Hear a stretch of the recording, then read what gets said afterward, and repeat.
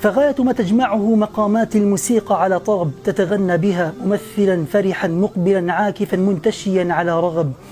أردت أن يشار إليك ببنان البطولة على فرس النصرة وقد همهم، فكنت كذاك الذي ترك المعالي فدخل فسيح الشهرة ببولة في زمزم.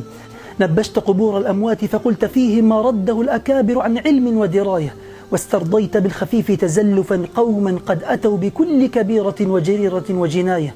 فما لك ولسيد رحمه الله وقد جاوز بجهاده القنطرة على خطأ مضى في سابق عهده، فقبل العلماء الأكابر منه ما بث ومدحوه وانتقدوا ما كان من خطئه بعدل وقصد.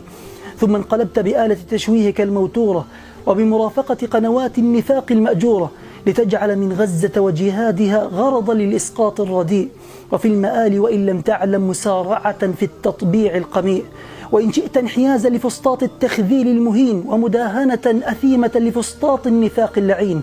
أردتها أنشودة على مقام البيات فجاء هزيلا قد حبى، فما أطرب ولا أسعد وإنما نشاز مزعج في صبا. فعزفت منظومة السقوط دون حياء، فهويت كما هوى اللحن ولا عزاء.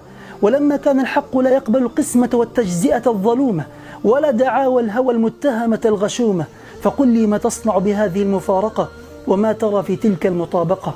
اجتهاد رأيته عند المضطر جرما كبيرا حراما، وهو عند وليك الثري غدا منهجا وغرامة.